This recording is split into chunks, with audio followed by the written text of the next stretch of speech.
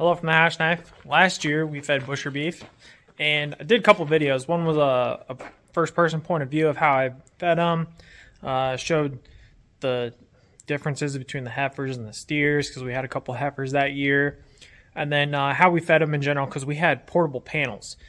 Earlier this year we showed Dad making the stanchions. They're more permanent. They're used, well, they're made out of old panel that we've used for making the corrals, constructing them.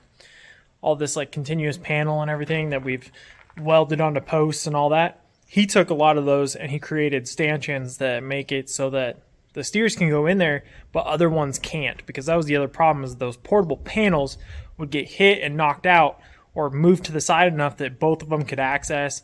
Then we were concerned about bruising because you don't want bruised meat, and so there's a lot of issues with that. I'm going to show you part of what we've done with feeding these butcher animals.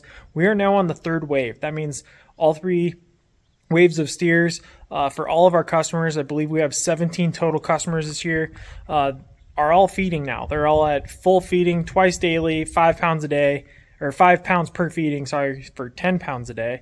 And I'm going to show you how it works now, and it's so much easier than it was last year.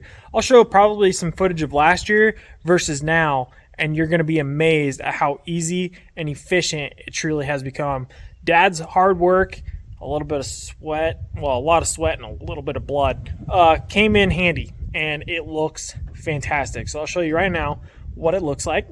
And that's what it looks like right now. We have all the stanchions in one place. We ended up putting them not butted together, but next to each other, and Dad has chained them so that they don't get spread apart. And same thing as last year where like panels were opened up. Instead, it keeps them kind of in a place. So it actually creates an additional stanchion that was not originally created by just putting them separately but near each other. And I'm going to show you how we now feed compared to last year. And it is, like I said, so much easier.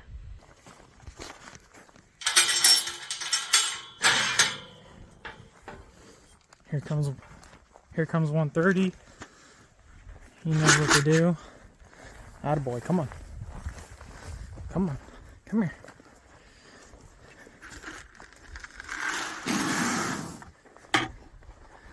There you go. And remember, we are keeping him isolated because he likes to steal food.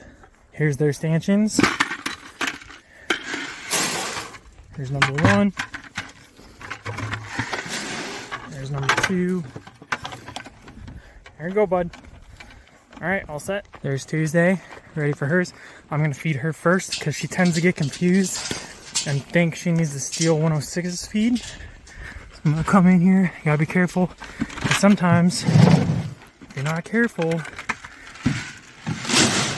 they can get pushy and they can try and take you out. See, like that. She's coming in behind me. You gotta be careful. Watch the hind end. Come in over here. Fill him up, all set. Then back out and make sure he gets there. Come on, bud, figure it out. There you go. He knows the spot. We're set. And first things first, our poor stud Bentley boy has to vacate the area. We don't need him eating their grain. They know when we come out that means feeding time, so they're heading this way. All right, Bentley boy, come on. Good boy. Good boy. All right. It's just temporary, you know, 5 minutes, that's all. And here we go. We just put the grain sacks in the bucket, and they're already gathering in preparation for feed time, so I'll take it over there.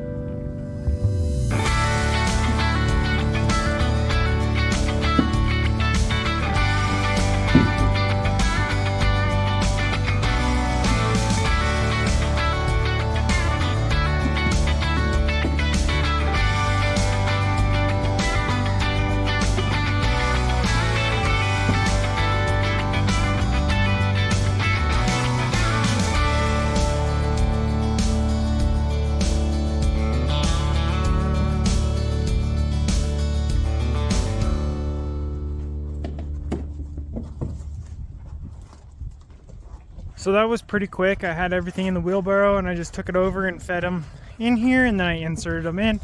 And with the uncut video, the final time was 5 minutes and 15 seconds. That was it.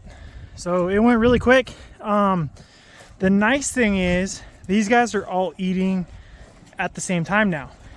Originally, when we were doing the batches, the final batch still wasn't at 5 pounds. So for example, if we had like this one here and this one here that weren't eating tonight, they only got the morning feedings before they went into their evening. This made it actually really easy to take everything, pull it out, remove it, and then if we saw them load up in this chute, we just wouldn't put that barrel in there. We would wait until somebody who we knew was eating and needed to be fed was in there, and then we'd put the barrel in. So we'd wait, and like, let's say these two were here, they were the last two, one needed to be fed and one didn't, and as soon as the one that was fed or needed to be fed walked in, then we would set it in whichever one he needed. So it made it really easy so far for being able to feed these guys, not only as a group like this, but also as batches. So this has been our evening adventure. I've helped a little bit, but it's been mostly Dad's thing since I've been oftentimes gone at work. But this has been a very good project for us to get completed. As you can see, here's the first stanchion. It starts here and goes all the way to there, and that's the first one. That's the first stanchion. Then you have, starting there, going to there is the second stanchion. So you can see what I meant by they weren't put together completely. We left a gap in the chain to keep it from getting spread open. So it actually created an extra port just for feeding. So this has been, like I said, very helpful. That's our beef feeding so far this year for 2025. We're about a month out from the first butcher date. So we're gonna go in batches after that, but started in batches and we'll finish in batches, but now everybody's more or less on the same page for the feeding amount, and it's going to make things a whole lot easier. So thanks until you're better paid.